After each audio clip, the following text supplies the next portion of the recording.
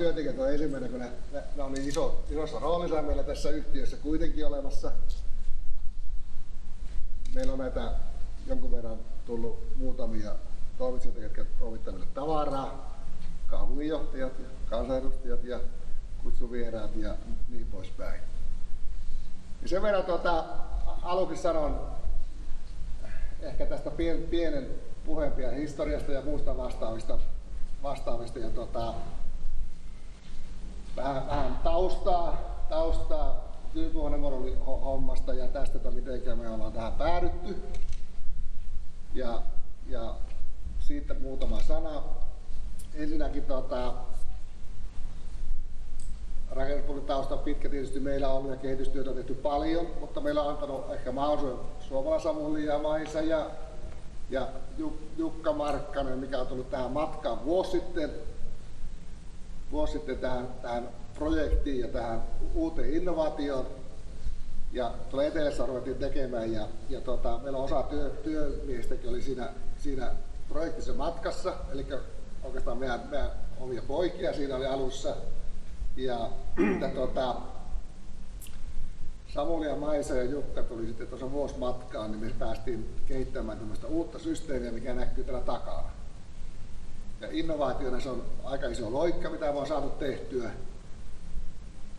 Ja sitten tietysti on näitä yhteistyökumppaneita siinä kehityshommassa ollut matkassa, Keperittiä ja Sikaa ja Taalia ja niin poispäin, mitä tässä on ollut.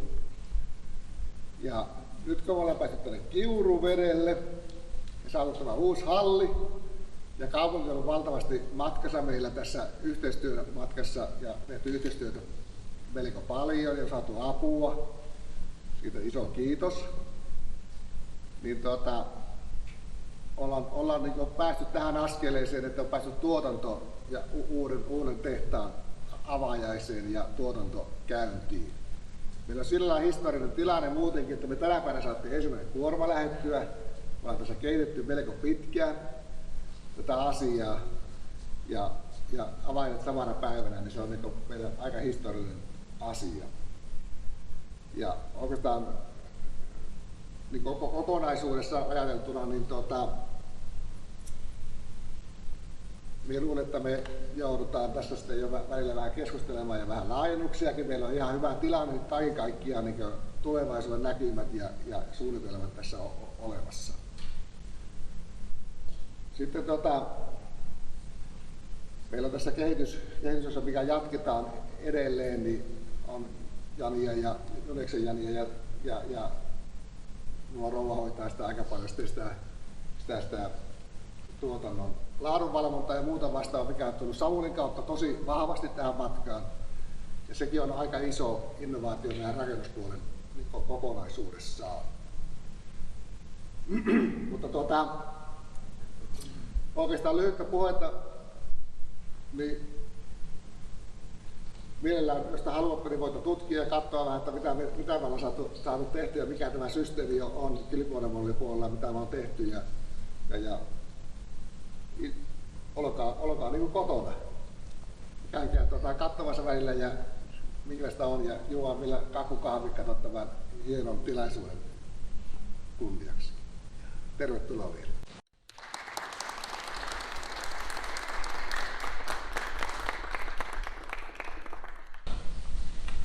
Hyvä Modello Nordicin väki, yhteistyökumppanit, naiset ja miehet. On tosi mukava tuoda Kiuruveden kaupungin tervehdys näihin avajaisiin. Kyllähän se niin on, että vaikka on tämmöiset epävarmat ajat, niin pitää katsoa rohkeasti tulevaisuuteen ja tarvitaan sitä kasvua ja vastavirtaa uimista. Ja myöskin tämä Modello Nordicin tarina on osa sitä, mitä Kiuruvedellä halutaan tehdä.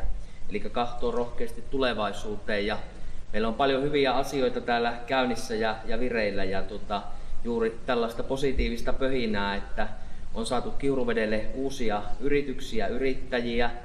Sekin on tosi mukava kuulla aina ja viimeisten viikkojen aikana meillä onkin paljon tullut tuonne kaupungin elinkeinopuolelle ja tekniselle puolelle, että yrittäjät kyselee laajentumista varten toimitiloja. Ja sitten myöskin se, mikä tuossa kun aamulla meillä oli tuolla Vieremällä Pohjois-Savon maakuntaliiton tämmöinen yhteinen kokous, niin oli mukava huomata, että vuonna 2022 ja 2023 niin Kiuruveden yritykset on saanut Pohjois-Savossa 3. eniten kehittämisrahoja. Eli se kertoo siitä, että tavallaan täällä on vahva tahto mennä eteenpäin. Ja tässä Modello Nordicin tarinassa voi todeta, että siitä on lähdettävä, että tähän on tultu. Nimittäin muistan itsekin, että noin vuosi sitten Janne ja Jukka ja kumppanit olitte keskusteluissa ja käytiin tätä keskustelua ja toitte esille, että tämä yritystoiminnan siirto tänne Kiuruvedelle ja löytyisikö sopivia tiloja. Ja siinä muutama neuvonpito pidettiin viime kesänä ja syksynä ja tässä nyt ollaan, niin tämä on aina hieno asia sitten, että kun se joku pöytäkeskustelu konkretisoituu siihen asti, että ollaan täällä yritysten avajaisissa, niin ei sitä voi muuta kuin vaan kaupunginjohtajana hiljaa myhäillä, että ei passaa liian polleina olla, mutta silleen sopivasti jalat maassa, että tätähän me tarvitaan tässä maailmanajassa niin täällä Kiuruvedellä, Itä-Suomessa kuin Suomessakin, että emme vaivu semmoiseen synkkyyteen, vaan kasvua ja tulevaisuuttahan me tarvitaan. Ja varmasti näissä kysymyksissä, mitä tälläkin alueella on ja asioita ratkottavana, että yhteistyötä on lähdetty näin tekemään ja varmasti niitä asioita tässä matkan varrella tulee työvoimaa ynnä muuhun liittyen ja niissä halutaan mielellään olla mukana myöskin asioita keskustelemassa, että etsitään niitä ratkaisuja. Että ehkä näillä ajatuksilla niin haluan lämpimästi onnitella Modellon väkeä, koko teidän tiimiä. Te olette saaneet hommat täällä liikkeelle ja se, että teiltä on tänään lähtenyt ensimmäiset toimitukset, niin minusta se on ihan aplodien paikka.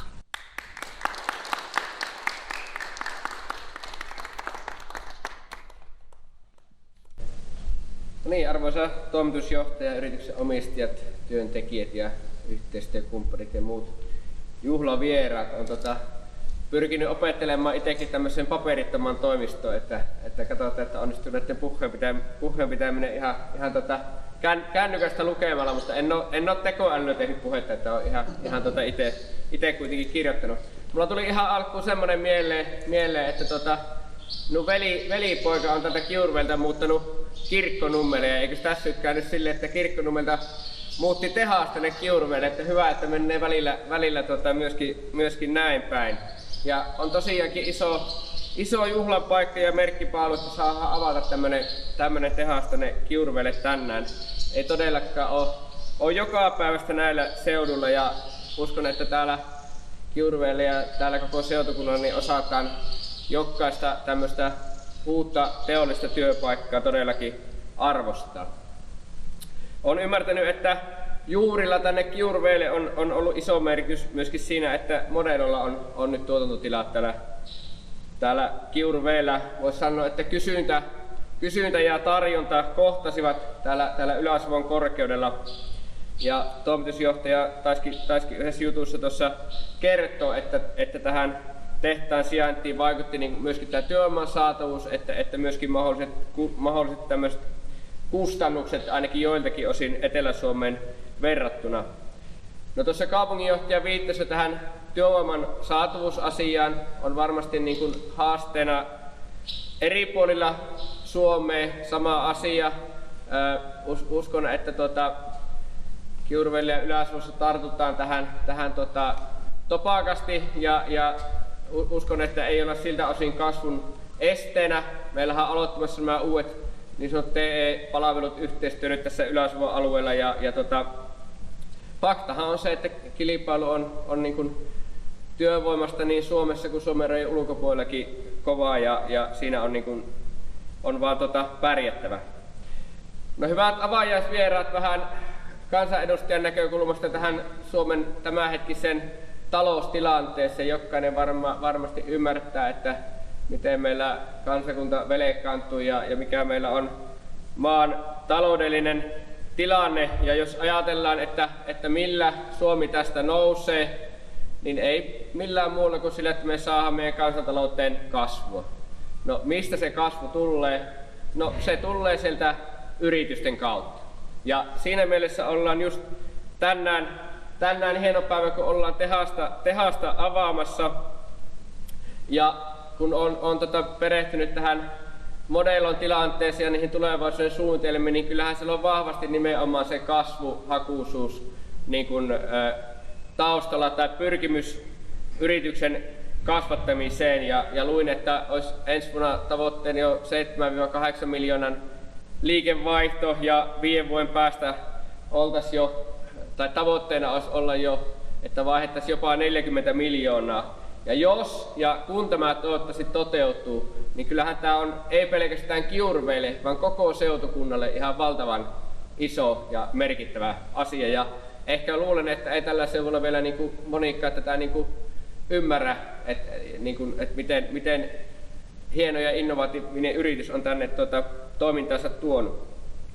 No sen verran vähän kritisoin tätä nykyistä istuvaa hallitusta. Se on tehnyt monia hyviä ratkaisuja niin kuin yrittäjyyden eteen, hyviä päätöksiä, mutta yksi, mikä on minusta ollut vähän niin kuin harkitsematon ratkaisu, että nythän voimakkaasti suunnataan näitä TKI-panostuksia, eli näitä tutkimus-, kehitys-, innovaatiorahoja ja verokannustimia nimenomaan suuriin yrityksiin. Ja mun mielestä tässä ehdottomasti tuo niitä myöskin tänne pieniin ja keskisuuriin yrityksiin. Jos ajatellaan täälläkin maakunnissa, mistä se yleensä se kasvu tulee, mitkä yritykset niin kun on merkityksellisiä, niin ne monesti nimenomaan ne kasvolliset omistajayrittäjät, jotka laittaa itsensä likoon ja voi sanoa, että johtaa näitä joukkoja edestä. Ja minun mielestä tässä Modellon tarinassa on myöskin just tästä kyse. Ja nämä on niitä yrityksiä, mitkä sen maakuntisen kasvun tuo jos ja toivottavasti myöskin tuo. No sitten arvoisat juhlavieraat, tässäkin on keskusteluja käynyt tavarantoimittajien kanssa, niin jokainen varmasti ymmärtää, mikä on tällä hetkellä tämä meidän rakennusalan tilanne. Suomessa suhdanne on hyvin hankala, mutta se, että Modello ei ole jäänyt tässä niin kuin laakereilleen lepäämään, vaan on nimenomaan hyödyntänyt tätä hiljaista aikaa sen toiminnan kehittämiseen ja innovoimiseen. Ja jos on oikein ymmärtänyt, niin täällä on semmoinen tuotantomuoto, mitä ei mistään muualta Euroopasta löydy. Ja tämäkin kertoo siitä, että on niinku halu kehittyä, kasvaa ja pärjätä tällä kilpailulla markkinalla. Ja todellakin nämä moduulit tässä taustalla niin on tarkoitus sitten valmiina sitten suoraan rakennuksiin piirustusten mukaan sijoittaa. No yksi mielenkiintoinen asia tänä päivänä halusi tai ei, niin joka kohdassa puhutaan myöskin näistä ympäristönäkökulmasta. Ja lueskelin, että tämä Modello näissä kevytbetonissa, mitä täällä käytetään, niin käytetään sementtiä huomattavasti vähemmän kuin normaalissa betonissa. Ja se taas tarkoittaa sitä, että hiilijalanjälki on sitten huomattavasti pienempi. Ja mä ajattelen, että tämmöinen voisi sanoa, että vihreä betoni niin sopii hyvin myöskin tähän meidän Kiuruveden järkivihreän strategiaan, mikä meillä on järkivihreän talouden edelläkävijä.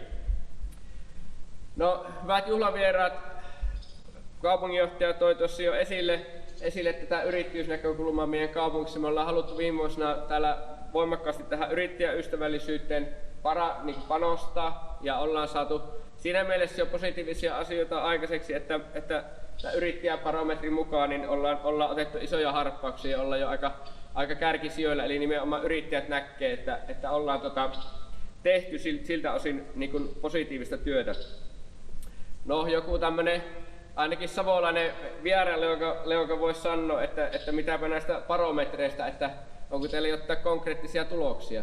No tämä päivä tänään täällä niin on minun mielestä yksi niin kuin konkreettinen asia, että on niin kuin positiivista kehitystä Kiuruvedella tapahtumassa. Toinen tietysti merkittävä asia, toivottavasti toteutuu, niin löytyy Pyhäsalmen tien varresta tuo iso biokaasulaitos työmaa jos nämä molemmat ja kun toivon, että nämä molemmat yritykset lähtee tästä lentoon, niin on todella merkityksellisiä sitten meidän kaupungille ja koko tänne maakunnalle. Mehän ollaan täällä maakunnan kulmalla ja on myöskin tuossa Pohjanmaan raja jo lähellä, niin tarvitaan tietysti myöskin semmoista maakunnallista yhteistyötä niin työvoiman kuin muunkin suhteen. Ja tietysti tässä hankkeessakin ollaan pyritty sitten myöskin Kiuruveden kaupungin toimesta, voisi sanoa, että jeesimään sen mitä on pystytty, ja hyvä, että ollaan jo tähän pisteeseen päästy. No, hyvä yleisö, tuohon kaupunginjohtajankin sanoihin yhdyn siitä, että tämän kaiken synkistelyn keskellä pitää välillä pystyä myöskin ilohtamaan niin kuin positiivisista asioista tästä päivästä, tehtaan avaajaisista ja ennen kaikkea niistä tuloksista, jotka te yrittäjät ja omistajat, te olette tässä, te jotka olette sen työn tehnyt ja saanut yrityksiä tähän pisteeseen, niin iso kiitos siitä jo teille tässä vaiheessa. Me pyritään täällä sitten omalta osalta tukemaan ja varmasti tuolla Arkadianmäelläkin tekemään semmoisia päätöksiä, että meidän yritykset pystyy sitten jatkossa pärjäämään. Mutta isot onnittelut ja erityisesti onnea tässä kasvun tiellä koko yrityksille ja omistajille ja työntekijöille, yhteistyökumppaneille. Kiitos.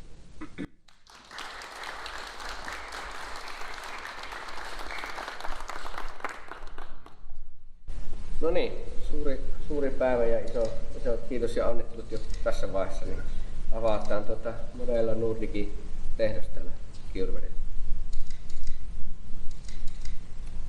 Niin. Jätetäänkö pätkä vielä tästä? Niin. No, se on. Irti.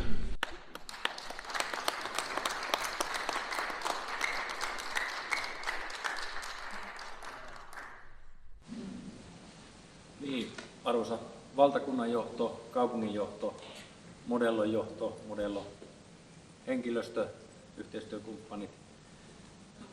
Minua on pyydetty muutama sana sanomaan tästä rakentamisen tulevaisuudesta tai tulevista trendeistä, mitä rakentamisessa, rakennusteollisuudessa tapahtuu. No, kristallipalloahan kenelläkään ei ole, mutta jos jotakin suuntaviivoja yrittää linjata.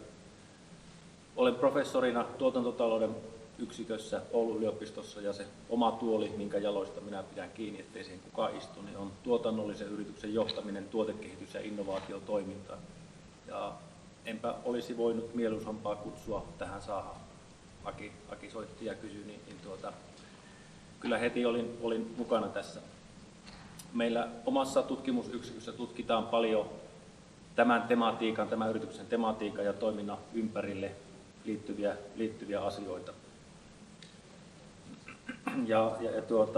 Tuotantotalous ei tutki pelkästään niin kuin rakentamista, se tutkii kaikkia arvoketjuja, kaikkia ekosysteemejä ja koittaa löytää sieltä yhteisiä kehitettäviä asioita, tehostettavia asioita, siirtää niitä toimialalta toiselle ja siten hyödyntämään sitä osaamista, mitä muilla aloilla tarvitaan. Yliopistossa sanotaan, että kalvoton mies on kelvoton mies ja ei mullakaan ole niitä kalvoja, mutta mulla on jotakin tämmöisiä muistilappuja tässä mukana, että ei mene ihan luennon pitämiseksi. Itse ajattelen lähtökohtaisesti sitä, että ainut mahdollisuus rakentamiselle on tämmöinen rakenteellisen muutoksen aikaansaaminen ja sitä tämmöinen niin kuin teollistaminen tuo. Itse pyrin herättämään ajatuksia ja ehkä vähän mielenkiintoa ja ehkä vähän sykettäkin nostamaan joskus vähän provokatiivisilla kommenteilla ja rakentamista yleisesti voisi tänä päivänä verrata 1900-luvun alun teolliseen toimintaan, siis yleisesti. Me rakennamme valtaosin prototyyppejä, yksittäisiä tuotteita, yksittäisiä lopputuotteita. Se rakentamisen arvoketju ei mitenkään voi olla silloin tehokas. Ja syynä tietenkin siihen on monia asioita. Koko toimitusketju sinällään on vertikaalisesti, horisontaalisesti ja longitudinaalisesti fragmentoitunut, eli hajautunut. Jos katsotaan arvoketjua, se koostuu hirveän monesta toimijasta. Jos katsotaan sitä yhtä rakennusta, siellä on hirveän monta eri alaa, jotka hajoaa. Ja sinne aina syntyy rajapinta jokaisen näiden välillä. Ja usein rajapinta rakentamisessa tarkoittaa myös yritysten välistä rajapintaa. Ja kun yritysten välille syntyy rajapinta, niin se tarkoittaa aina jotakin riskiä, epäjatkuvuutta, ja riskillä on aina hinta, ja hinta kumuloituu, ja artisti maksaa lopussa kaikki. Rakentamisen liiketoiminta on läpi historian varsin samankaltaisena pysynyt. Eli asiakas kertoo, mitä hän haluaa, suunnittelija suunnittelee, mitä asiakas on halunnut, ja rakentajat rakentaa sitä, mitä on suunniteltu. Valtaosa muista arvoketjuista toimii täysin toisinpäin. Eli kehitetään tuote, sitä tuotetta lähdetään markkinoimaan ja kerrotaan asiakkaalle, että sinä tarvitset tätä. Monta kertaa tuolla valtakunnan tasolla hotellessa yritysten kanssa seminaareissa ja sielläkin ehkä vähän provokaatiota herättäessä, niin olen sanonut, että rakentajien ei pitäisi rakentaa sitä, mitä asiakkaat haluaa, vaan sitä, mitä ne tarvitsevat. Ja se tarkoittaa sitä, että sillä rakentajatuotannolla, suunnittelijaosalla pitäisi olla asiantuntemus, valmius kertoa sille asiakkaalle, mitä te tarvitsette. Jos sanotaan vaikkapa tänä päivänä, että Sukari haluaisi rakentaa 50 000 neliön logistiikkakeskuksen Vantaalle, niin eilispäivän rakentajahan rakentaisi sen, vaikka se Sukari ei sitä 2 vuoden päästä enää tarvitse, koska logistiikkaketjut, tiedon jakaminen, verkkokauppa sun muu tehostuu. Se olisi 2 vuoden päästä, 3 vuoden päästä, 4 vuoden päästä tarpeeton se logistiikkakeskus. Mutta rakentaja rakensi sen, koska asiakas halusi sen. Rakentajilla pitäisi olla osaaminen, tietotaito, se kyllä varmasti siellä on, mutta siellä pitäisi olla se tietotaito kertoa sille asiakkaalle, että mitä sinä tarvitset. Ei sun kannata tämmöistä 50 000 neliö logistiikkakeskusta, koska tavarat virtaa omia reittejä asiakkaille, et sä tarvitse sitä. No, tästä päästään yhteen perisyntiin, mikä rakentamisessa on se, että se on niin kuin projektikohtaista. Eli aina tehdään uusi. Ei käytetä niitä vanhoja osaamisia, vanhoja suunnittelutietoja. Ehkä ne siellä nahkakansissa on yksittäisillä ihmisillä, mutta se tieto ei jalostu asiakkaalta toiselle, projektilta toiselle. Toyota Motor Company, hyvin vanha yritys, yksi maailman tehokkaimmista yrityksistä, on jo 1950-luvulla todennut matemaattisesti sen, että hajonnan pienentäminen on tehokkuuden kasvattamista. No miten jos rakentamisessa aina tuotetaan uniikki kappale, niin miten sitä tehostetaan? Ei oikeastaan mitenkään. Hajonnan pienentäminen on tehokkuuden kasvattamista, se ei ole mikään mielipide, vaan se on matemaattinen fakta. Ja aina kun sitä hajontaa tulee, niin se lisää jotakin epävarmuutta, se lisää niin kuin tarvittavaa valvontaa, se lisää tarvittavaa ihmistyötä ja siten kustannuksia. Eli sitä hajontaa pitäisi pystyä pienentämään. Sitä varmaan näissäkin moduleissa sitten on. No, insinöörit on yksinkertaisia ihmisiä ja pyrin omassa tutkimuksessa ja työssä aina yksinkertaistaan asioita. Ja vaimokin pitää muuten pelkistetystä ja yksinkertaisesta, en ymmärrä mistä se siihen jo on niin kuin lopputuloksen päätynyt, mutta näin hän aina sanoo, että hän on semmoinen yksinkertainen maku. No, eli se tarkoittaa sitä, että kun yksittäinen yritys arvoketjussa ajattelee sitä oman toiminnan tehokkuutta, niin sillä pitäisi olla selkeä liiketoimintamalli. Amerikan professori on määritellyt liiketoimintamalli yksinkertaisuudessaan: first create something to sell, then sell like hell. Ja se on täsmälleen sama, mikä on se Toyotan niin kuin perusfilosofia, hajonnan pienentäminen. Eli määritellään etukäteen tuote, mitä myydään, ja sitten sitä tuotetaan, toimitetaan, laskutetaan tehokkaasti. No miten semmoinen tapahtuu, jos se on aina prototyyppi? Eihän se voi edes olla tehokas, jos se ei ole niin kuin sarjatuotantoon tai ennakoituun suunnitteluun perustuva. Aina lähdetään suunnittelemaan se rintamamiestalo alusta lähtien. Sokkelimitoitus, anturamitoitus, runkotolppien jako ja niin edelleen. Voisi kuvitella, että ei se omakotitalon suunnittelu tarvitse ihan niin työlästä olla. Ja kun se aina perustuu tähän prototyyppiin, se rakentaminen, niin se tarkoittaa sitä, että myöskään sitä hintaa ei tiedetä. Kuinka moni rakennus, olisi pieni tai iso, menee yli budjetin ja yli ajan, mitä on suunniteltu? Hyvin moni. Sen takia, koska aina on lähdetty alusta asti suunnittelemaan ja kuvitellaan, että tehdään jotakin systemaattisesti, mutta kun siellä on joku asia tehty toisin, niin se viekin enempi aikaa. No, se mikä minut tekee tästä tehtaasta hirvittävän iloiseksi, ei pelkästään nämä, mitä valtakunnan johto ja kaupunginjohto toi tähän niin kuin alueelliseen merkitykseen, erityisesti se, että tämän tyyppinen ajattelu, että mietitään, mikä on se myyntinimike, mikä on se tuote, mitä tuotetaan. Ja sitten sitä pyritään tuottamaan tehokkaasti. Mietitään sitä tuotantoprosessin tehokkuutta, koska kustannukset on aina niitä, ihan sama kuinka paljon täällä sählätään jossakin tehtaassa tai työmaassa, niin artisti maksaa lopussa. Minä, me, te maksatte asumisen aikana niistä kustannuksista, niistä sähläyksistä, mitä missäkin työmaalla projektissa tehdään. Ilman toistoja niitä ei pystytä niin kuin laskemaan.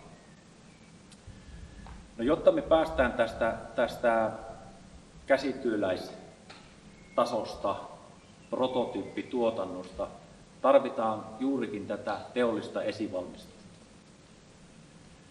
No, se teollinen esivalmistus ei vielä toimi suomalaisessa, eurooppalaisessa ja se Kiinassa joissakin harvoissa projekteissa toimii, kun ne laittaa ison kerrostalon muutamassa viikossa pystyyn. Ne on miettinyt sen tuotannon ja sen kohteen ja sen tuotantosysteemin sillä tavalla, että varmaan löydätte YouTubesta hyviä esittelyvideoita, kun siellä hirveän nopeasti nousee nopeutettuna kerrostaloon. Se vaatii sitä toisteisuutta. No, halutaanko tällä teollisella rakentamisella tai teollisella esivalmistuksella tuhota esimerkiksi arkkitehtuuri? Näin minä joudun taistelemaan lähes joka päivä arkkitehti-ihmisten kanssa ja vaikka proffien kanssa. Niin, mutta kun se on semmoista. Minä olen esittänyt arkkitehdille semmoisen kysymyksen, että määritelkää ne moduulit, mikä on rakennuksessa sellaisia, mitkä voidaan niin kuin konfiguroida tapauskohtaisesti ja mitä voidaan systematisoida. Systematisoidaan ne esimerkkielementit, moduulit, mitä voidaan ja toistetaan niitä, jos halutaan ruusunkuvia seinään tai mitä tahansa arkkitehtuuria. Otetaan se arkkitehtuuri semmoisena moduulina siihen kohteeseen, kun se tarvitsee. No, tämä kaikki tarkoittaa sitä, että meillä on hirveän paljon kehityspotentiaalia. Meillä on hirveän paljon tehostamispotentiaalia rakentamisen suunnittelun ja tuotannon alueella. Se ei varmasti tapahdu niin kuin yhdessä hankkeessa, se ei varmasti tapahdu yhdellä yrityksellä. Kuten äsken sanoin, koko rakentamisen tehostaminen vaatii koko tässä rakentamisen ketjussa rakenteellisia muutoksia. Se vaatii myös sitä, että yritysten täytyy muuttaa toimintalogiikkaa, kehittää toimintalogiikkaa.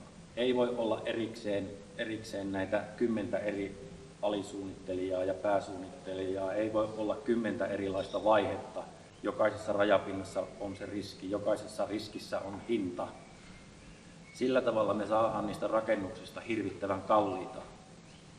Niin kuin Keski-Euroopassa on tapahtunut, Etelä-Euroopassa ei ole varaa asua enää. pakko kerta kaikkiaan tehdä rakenteellisia muutoksia.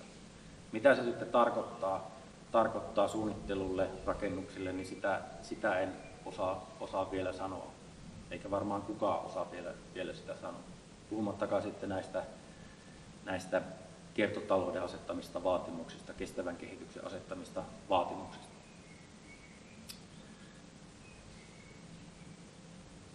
Viime viikolla olin valtakunnallisessa Lean Construction Institute Finlandin kongressissa puhumassa yhdessä Firan kehitysjohtajan kanssa, ja hän siinä tauolla totesi, kun puhuttiin tutkimuksesta ja kehityksestä, niin hän käytti tämmöistä hienoa ilmaisua, että kun hiirille laitetaan loukku, niin se ensimmäinen hiiri ei tahdo saada sitä juustopalaa.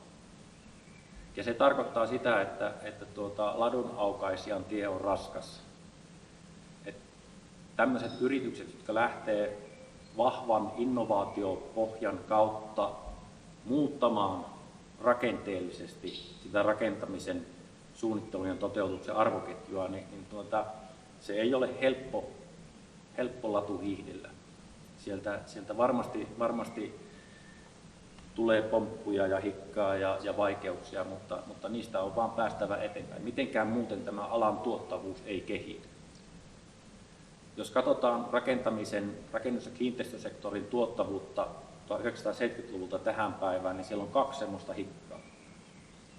70-luvun lopun öljykriisi ja 90-luvun alun rakentamisen lama. Silloin on ollut pakko tehostaa. No se ei tietenkään tarkoita, että koko rakennusala on koko ajan vaan pysynyt paikallaan, koska tuottavuus mittaa outputtia per inputti. Koska kustannukset on kasvanut, niin se pieni kehitys, mitä on alalla tapahtunut, niin se on jäänyt sen hintakehityksen alle.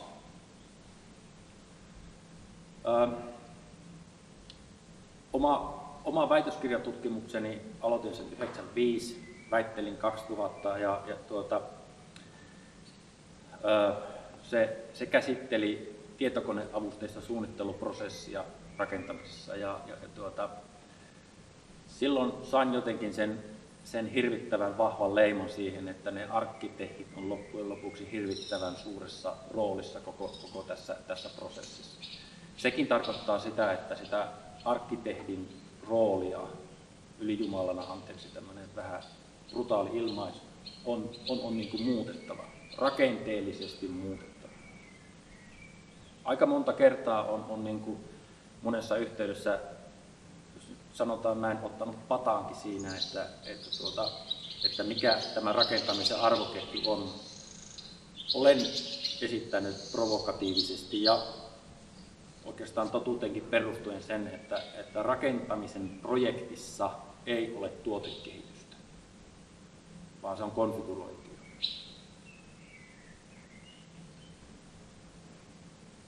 Mitä liiketoimintaa se sellainen on, jos jokainen on tavallaan niin kuin testikappale, prototyyppi?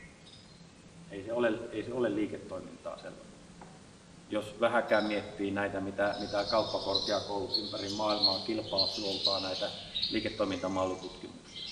Täytyy olla tuote, ennalta määritelty tuote, jota myydään asiakkaalle. Täytyy olla erittäin tehokas tilaustoimitusprosessi, joka kumuloi ne kustannukset, mitä tuotekehitys on määritelty. Ja täytyy olla selkeä logiikka, mistä asiakas maksaa, ansaintalogiikka.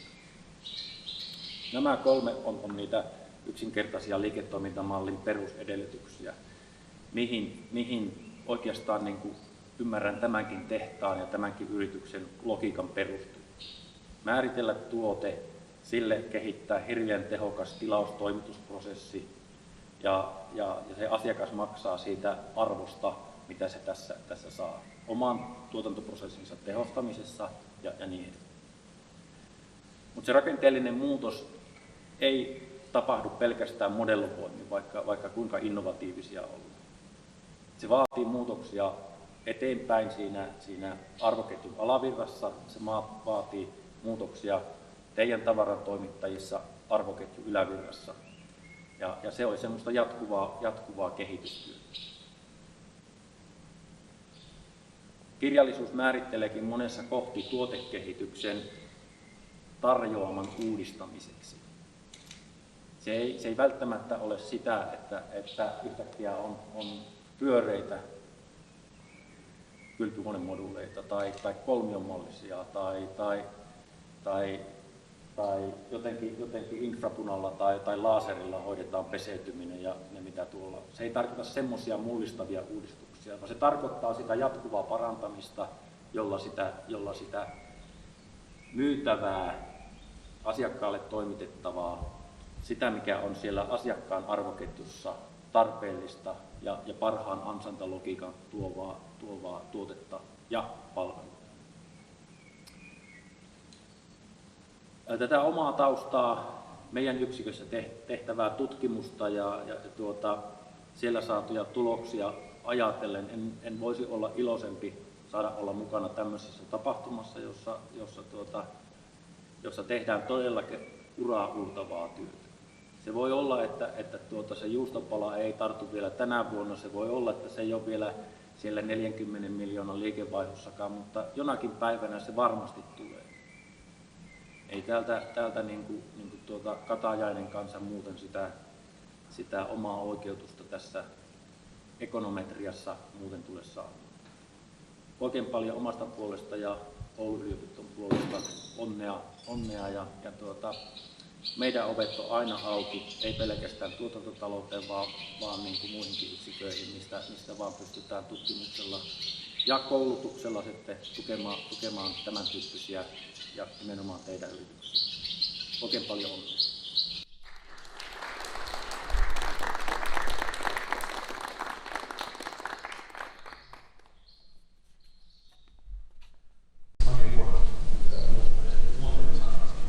Joo, mä oon Markkasen Jukka ja hoidan näitä yhtiön hankintahommia ja nähtävästi on tehnyt tosi hyviä sopimuksia, kun meillä on monta kymmentä tavaran toimittajaa, mutta niin tiukat diilit on syntynyt, että ei tänne ole kuin muutama parhaiten pärjäävä päässyt tulemaan.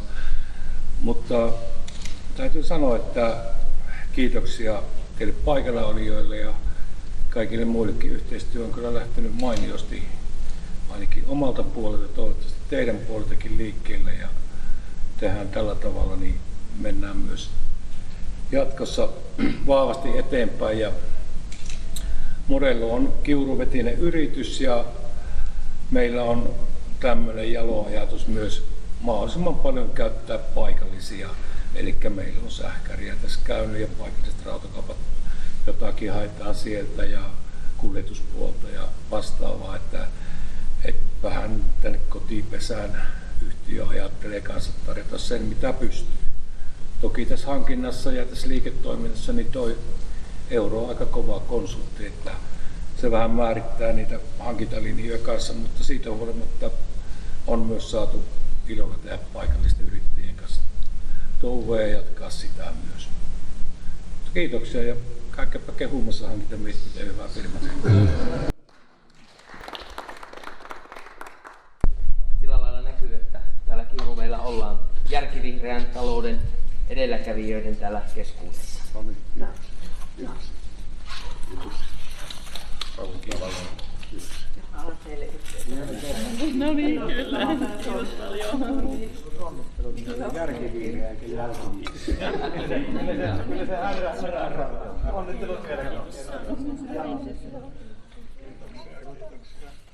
No niin, sitten kahville.